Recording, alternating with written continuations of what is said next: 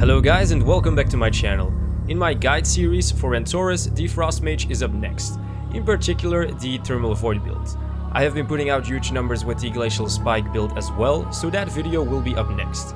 I will begin with the more basic stuff first, and by the end of the video I'll get into the more advanced stuff with the different rotations depending on our tier set combinations. Let's start with why Frost is a spec that is played by most people that play the Mage class. One of the biggest reasons is that it is a pretty straightforward spec and it's an easy one to get into.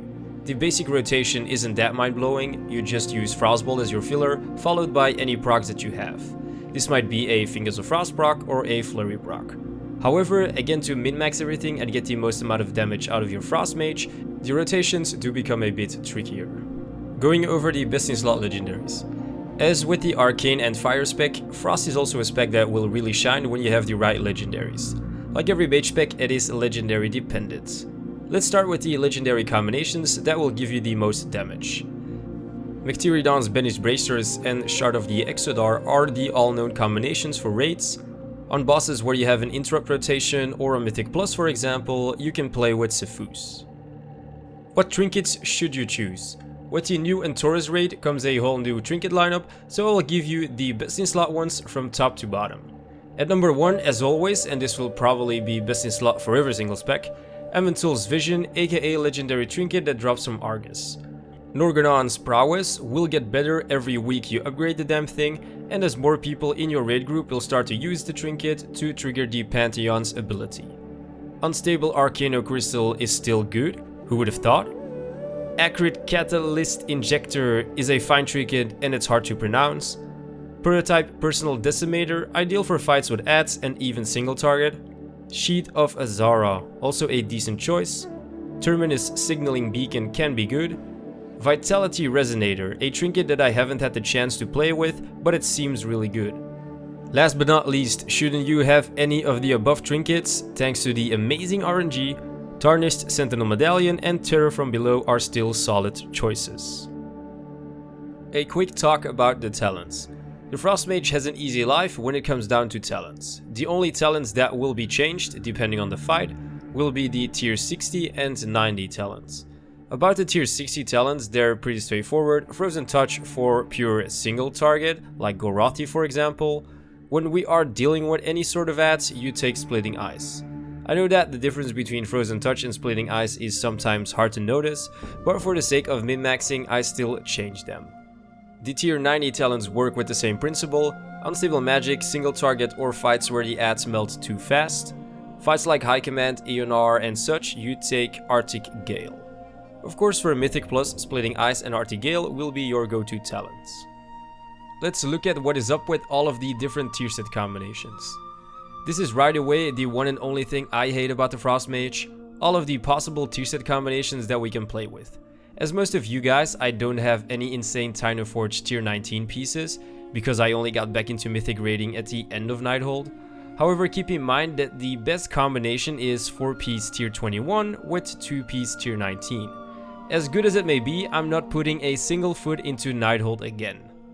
The next tier combination, and this is the one that I use, is 4-piece tier 21 with 2-piece tier 20.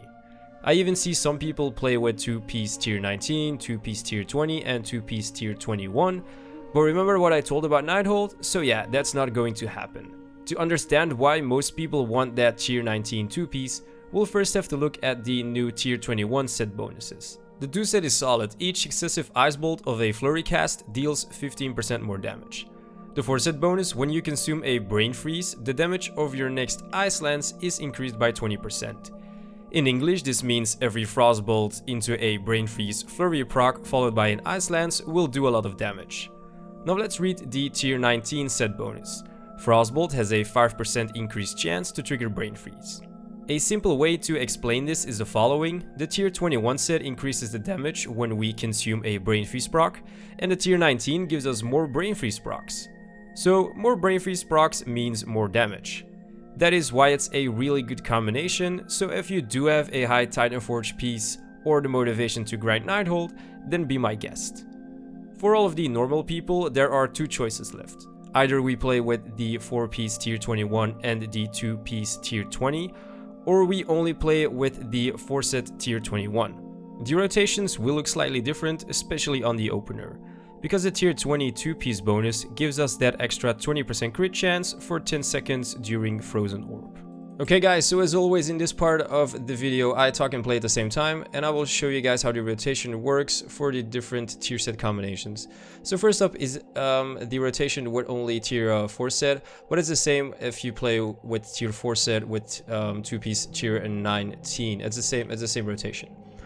So for stats, as always, between like 33 and 34% for your shadow cap.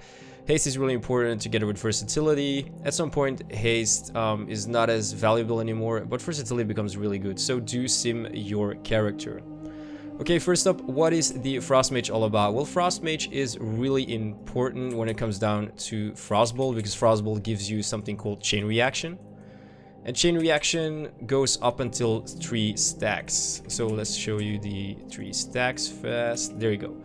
So 3 stacks basically means that your Ice Lance will do a maximum amount of 30% more damage.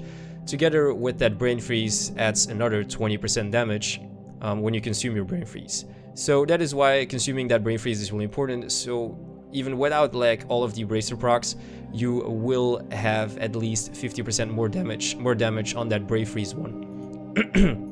Okay, so how does this look for the rotation? So for the rotation you have a pre-pod, and you have an Even Bolt, Icy Veins, next up is Frozen Orb, and then it's Chain Reacting. Don't want to munch too much stacks. It's Frostbolt into Flurry proc, Ice Lance, Frostbolt, Flurry proc, Ice Lance, Frostbolt, Flurry proc, Ice Lance. And basically do the same thing. And then it's kind of RNG right now, you just want to have some kind of proc. Of course, Brain Freeze proc is going to do a lot of damage. As you can see, you get like 3 million hits from your Ice Lance, which is really, really good. So we're not even trying, you get like 2 million DPS. And there we go. I just want to explain to you guys something about munching stacks. Because if you do use your Frozen Orb during a certain boss fight or whatever, and you get a lot of Fingers of Frost procs, and you get a buff 2 or 3, and you get a Brain Freeze proc at the same time, then stop the Chain Reaction, stop Frostbolt into an Ice Lance, and just throw away the Ice Lances, go into Frostbolt, into, like, let's say you keep 1 stack into one Ice Lance, and then Frostbolt into a Flurry proc and into an Ice Lance. Okay, so that is basically the rotation. So don't munch on too much stacks. If you get a lot of procs and you do get a Brain Freeze proc at the same time, then just throw away at least 2 stacks. Just keep 1 stack of Fingers of Frost, Chain React that one, and Chain React into another Flurry proc with an Ice Lance. Okay, so how does the rotation look when we are playing with the tier 20 bonus? So the tier 20 bonus basically gives Frozen Orb a bit more power. Basically you get like 10% for 10 seconds you get 20% increased damage from your Frozen Orb. This kind of makes the damage that we do during Frozen Orb much better, so you kind of want to keep stacks. And even though right now it works really good if you work with Brain Freeze together with your Frozen Orb, and that is why the opener looks slightly different. So for your opener you don't want to use Even Bolt, you want to go with an pre-pod into a, let's just wait for Icy Veins to come off cooldown. It's pre-pod into a Frost Bolt, and then you go into Icy Veins, you go into Frozen Orb, and then you start casting that Even Bolt. So it's Frost Bolt. You're gonna lose 1 stack or 2, and then you go into Frostbolt normal. Here you can see I got too much stacks, so I'm gonna dump some stacks here. And that is basically the only thing that changes during this rotation is your opener, which will not be an Even Bolt, it's going to be a Frostbolt. And of course during Bloodlust, if it's Bloodlust on pool, it's going to be really, really fast and you're going to do a lot of damage. So the only thing that changes during this rotation is, like I told you guys, everything that you do during your Frozen Orb. So let's say you got another 5 seconds on Even Bolt and Frozen Orb is like 2 seconds away from cooldown. Keep your Frozen Orb and just go with an Even Bolt into that Frozen Orb, and just use that Brain Freeze proc, because that is going to do a lot of damage. That's it for this video. Should you have any questions, put them in the comment section down below. Give this video a thumbs up, and of course, don't forget to subscribe. Oh, and by the way, I wish you guys a wonderful new year. Don't get too wasted, but party hard. I know I will, and I'll see you next year.